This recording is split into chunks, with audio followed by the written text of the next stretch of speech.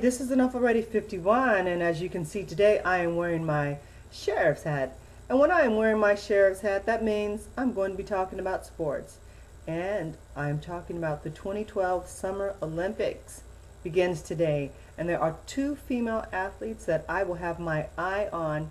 And the reason it's these two female athletes that I am going to be talking about is because they both have they both embody some of the same spirit and determination and will and athleticism that is just, just phenomenal.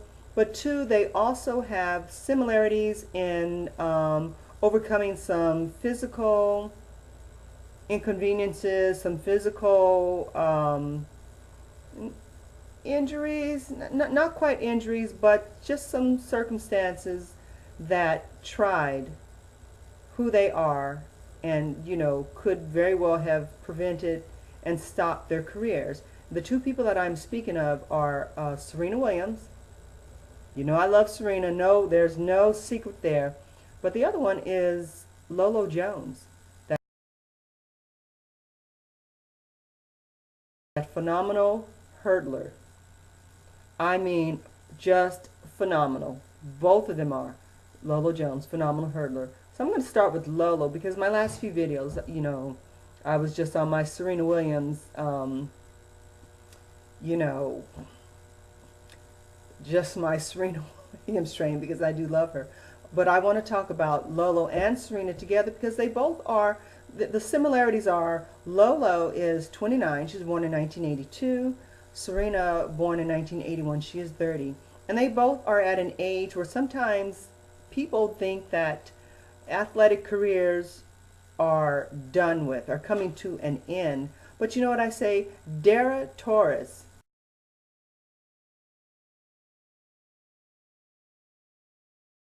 and 41, competing and winning at her age some years ago, in the Olympics, she shut all that up. She just shut that up. And I think the perception of when an athlete's career is over should only be determined when that athlete decides to retire, or that athlete, starts showing signs of, maybe it is time to give it up.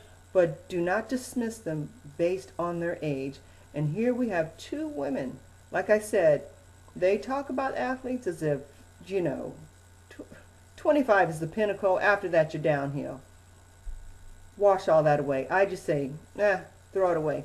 Here are two women. Lolo, 29, born to a mother, Lori, who raised 5 children on her own, watched her mom struggle. She says she drew a whole lot of her will and her will to keep on going from watching her mother work multiple jobs and taking care of her and her siblings. So she already had a built-in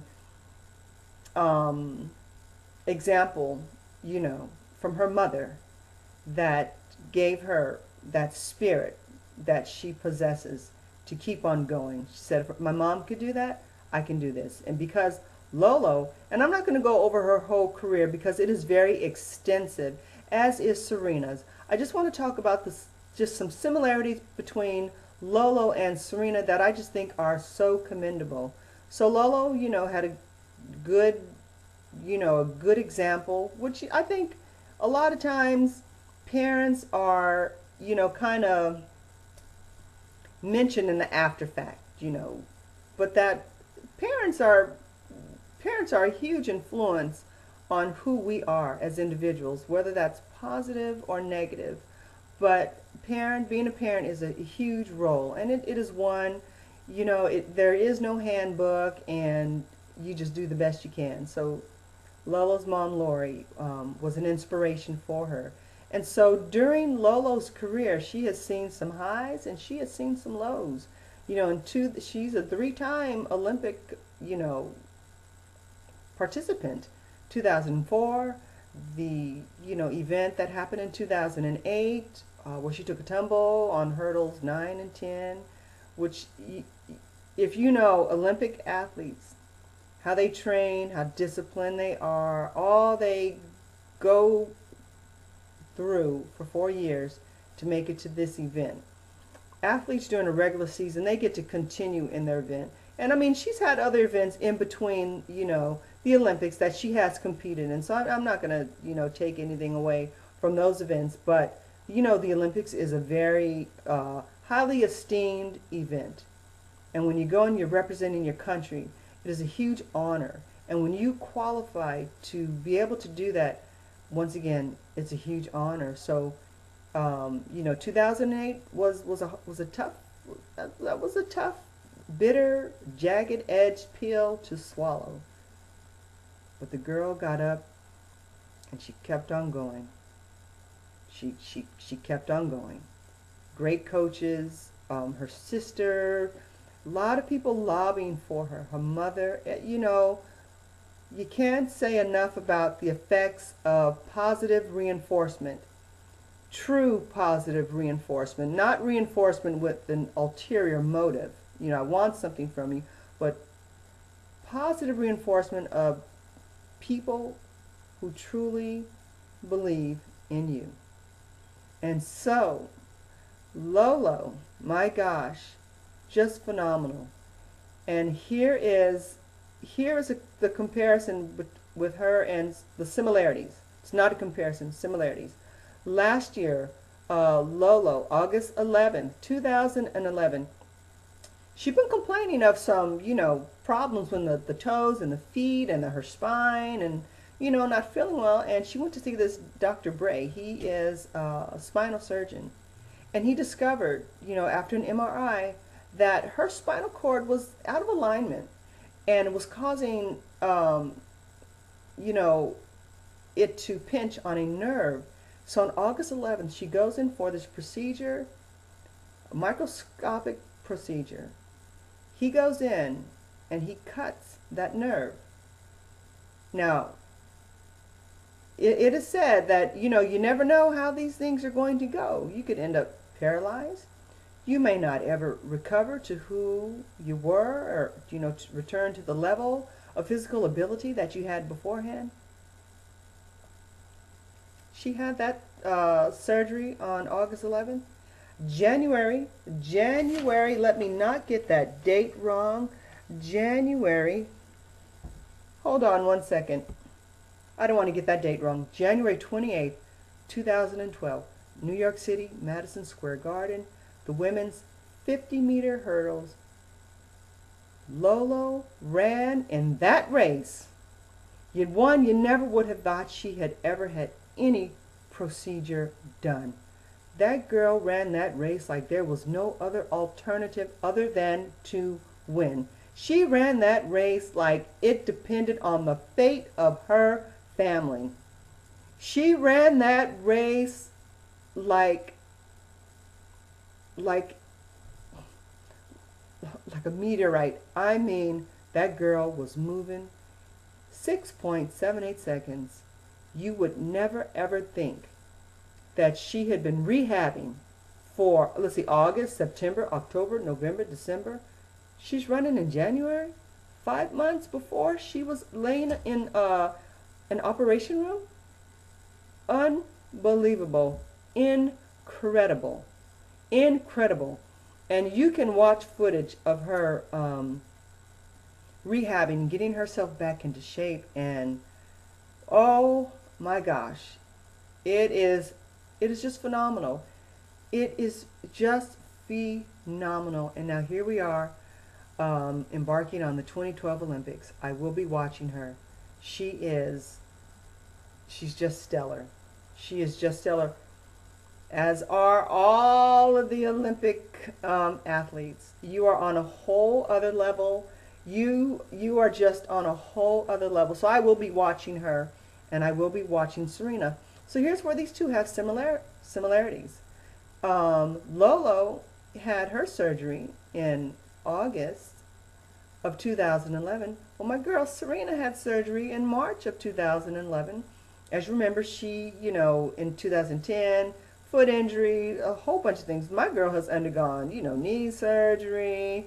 But in 2011, She developed the pulmonary embolisms, which are blood clots, and God knows those are serious.